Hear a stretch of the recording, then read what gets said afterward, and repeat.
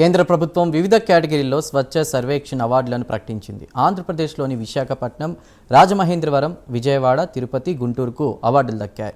జాతీయ స్థాయిలో special category ministerial అవార్డును విశాఖ నగరం దక్కించుకుంది.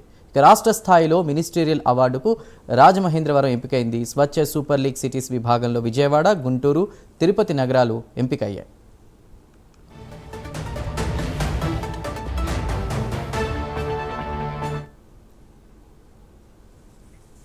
రాష్ట్రంలోని ప్రధాన నగరాలు స్వచ్ఛ సర్వేక్షణ అవార్డులకు ఎంపిక కావడంపై AP Swachhandhra corporation chairman Pattabhiram స్పందించారు. సీఎం చంద్రబాబు చేపట్టిన స్వచ్ఛాంధ్ర కార్యక్రమాల వల్లే ఈ అవార్డులు వచ్చాయని ఆయన పేర్కొన్నారు. ఈ సందర్భంగా కృషి చేసిన అధికారులు, పారిశుధ్య సిబ్బంది, ప్రజలకు ఆయన అభినందనలు తెలిపారు.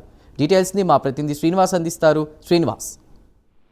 Thank you Ravi. ఈరోజు కేంద్ర ప్రభుత్వం స్వచ్ఛ సర్వేక్షణ్ అవార్డులను ప్రకటించింది. దీనికి సంబంధించి కూడా మన ఆంధ్రప్రదేశ్ రాష్ట్రంలో ప్రధానంగా చూసుకుంటే 5 నగరాలు ఈ అవార్డులకు ఎంపికయ్యాయి. ప్రధానంగా విశాఖపట్నం, అలాగే రాజమండ్రి, అలాగే విజయవాడ, తిరుపతి, గుంటూరు ఈ అవార్డు దక్కించుకున్నాయి. అలాగే జాతీయ స్థాయిలో స్పెషల్ కేటగిరీ మినిస్ట్రియల్ అవార్డు కిందగా విశాఖ నగరంకి దక్కించుకుంది. అలాగే రాష్ట్ర స్థాయిలో చూస్తే మినిస్ట్రియల్ అవార్డుకు రాజమండ్రి ఎంపికైంది.